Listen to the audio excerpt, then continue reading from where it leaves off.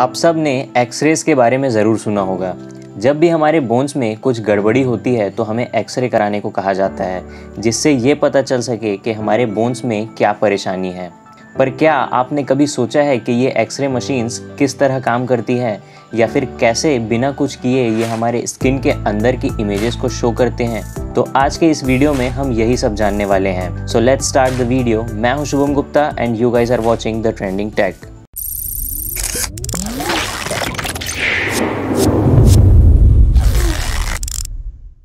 कई सारे दूसरे डिस्कवरीज की तरह ही एक्सरेज की डिस्कवरी भी एक्सीडेंटली हुई थी। जब 1895 में एक जर्मन फिजिसिस्ट विल्हेम रॉन्टजेन एक गैस डिस्चार्ज ट्यूब में इलेक्ट्रॉन बीम के साथ कुछ एक्सपेरिमेंट्स कर रहे थे। रॉन्टजेन ने एक्सपेरिमेंट करते वक्त ये नोटिस किया कि उनके लैब में रखी एक फ्लोरोसेंट स्क्रीन अचानक ग्लो करने लगी जब भी वो इलेक्ट्रॉन बीम्स को ऑन करते थे। रॉन्टजेन की इस रिमार्केबल डिस्कवरी ने मेडिकल साइंस में एक बहुत बड़ा एडवांसमेंट लाया। एक्सरेज की मदद से अब डॉक्टर्स बड़े आसानी से ह्यूमन टिश्यूज़ के अंदर टूटे हुए बोन्स, कैविटीज़ और स्वेलोड ऑब्जेक्ट्स को एग्जामिन करने में कैपेबल हुए। और अब मॉडिफाइड एक्सरे प्रोसीजर्स का यूज़ सॉफ्टर ह्यूमन टिश्यूज़ जैसे लंग्स, ब्लड वेसल्स और इंटेस्टाइन्स को एग्जामिन करने के लिए यूज़ किया जाने लगा है। ये तो एक्सरे की हिस्ट्री की बात हो गई। अब बात करते हैं इसके वर्किंग की। X-rays basically visible light rays की तरह ही होते हैं। दोनों ही फोटॉन्स द्वारा कैरी किए जाने वाले इलेक्ट्रोमैग्नेटिक एनर्जी के वेव फॉर्म्स हैं। विजिबल लाइट रेज और एक्सरेज के बीच बस इंडिविजुअल फोटॉन्स के डिफरेंट एनर्जी लेवल्स का डिफरेंस है। आसान भाषा में कहें तो दोनों रेज की वेवलेंथ अलग अलग होती हैं। ह्यूमन आइज कुछ पर्टिकुलर वेवलेंथ वाले विजिबल लाइट्स के लिए सेंसिटिव होते हैं। विजिबल लाइट फोटॉन्स और एक्सरे फोटॉन्स दोनों ही एटम्स के अंदर इलेक्ट्रॉन्स के मूवमेंट से प्रोड्यूस होते हैं। इलेक्ट्रॉन्स एटम के न्यूक्लियस के अराउंड अलग अलग एनर्जी लेवल्स और ऑर्बिट्स को ऑक्यूपाई कर लेता है। जब भी कोई इलेक्ट्रॉन किसी लोअर ऑर्बिट पर ड्रॉप होता है तो उसमें से कुछ एनर्जी रिलीज़ होती है और यही एनर्जी फोटॉन्स के रूप में रिलीज़ होती है। इन फोटॉन्स का एनर्जी लेवल ऑर्बिट्स के बीच की डिस्टेंस पर डिपेंड करता है। वो एटम्स जिनसे हमारे बॉडी के टिश्यूज़ बने होते हैं वो विजिबल लाइट फोटॉन्स को बहुत अच्छी तरह एब्जॉर्ब कर लेते हैं। इसी तरह रेडियो वेव्स में इतनी एनर्जी नहीं होती कि वो इलेक्ट्रॉन्स को बड़े एटम्स के ऑर्बिट्स के बीच मूव कर सके और इसलिए वो कई चीज़ों के थ्रू पास हो जाती है।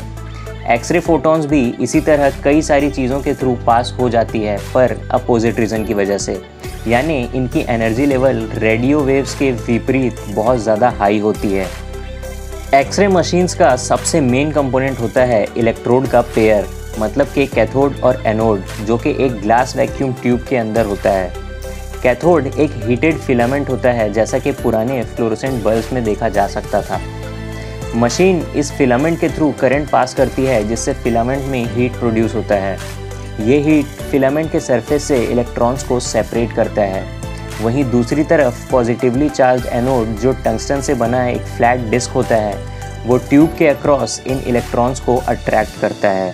कैथोड और एनोड के बीच का वोल्टेज डिफरेंस बहुत ही हाई होता है, जिसकी वजह से इलेक्ट्रॉन्स ट्यूब के थ्रू बहुत ही बड़े फोर्स के साथ फ्लाई करते हैं। जब एक high speed electron tungsten atom से टकराता है तो ये एटम के लोअर ऑर्बिट्स में से एक इलेक्ट्रॉन को लूज करता है।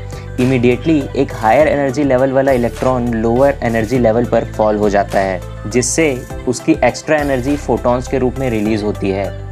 इन एनर्जी लेवल्स का ड्रॉप इतना बड़ा होता है कि इससे रिलीज हुए फोटॉन की एनर्जी भी काफ़ी हाई होती है और यही फोटॉन्स एक्सरे फोटॉन्स कहलाते हैं। ये हाई इम्पैक्ट कोलिजन बहुत बड़े मात्रा में हीट प्रोड्यूस करता है, इसलिए एनोड को मेल्ट होने से बचाने के लिए एक मोटर एनोड को लगातार रोटेट करता है। इसके आसपास ठंडा ऑयल भी फ्लो कराया जाता है, जो कि हीट को एब्जॉर्ब करता है। ये पूरा मैकेनिज्म एक थिक लेड के शील्ड से सराउंड होता है, जो कि एक्सरेज को सारे डायरेक्शंस में स्कैटर होने से रोकता भी है। एक छोटा विंडो एक्सरे फोटॉन्स को एक नैरो बीम के जरिए एस्केप होने में हेल्प करता है। ये बीम पेशेंट तक पहुंचने से पहले कई सारे फिल्टर्स से होकर गुजरता है। पेशेंट के दूसरे साइड एक कैमरा होता है, जो कि पेशेंट के बॉडी से गुजरने वाले एक्सरे लाइट्स के पैटर्न को रिकॉर्ड करता है।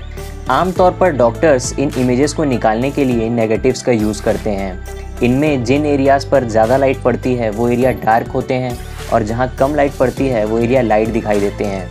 हार्ड मटेरियल्स जैसे बोन्स वाइट नज़र आते हैं और सॉफ्ट एरियाज ब्लैक या ग्रे नज़र आते हैं। एक्सरेज का सबसे बड़ा यूज़ मेडिकल फील्ड में किया जाता है, पर इसके अलावा भी एक्सरेज कई और भी कामों के लिए यूज़ होने लगा है। इन्हें क्वांटम मैकेनिक्स थ्योरी, क्रिस्टलोग्राफी और कॉस्मोलॉजी के फील्ड में भी यूज़ किया जाता है।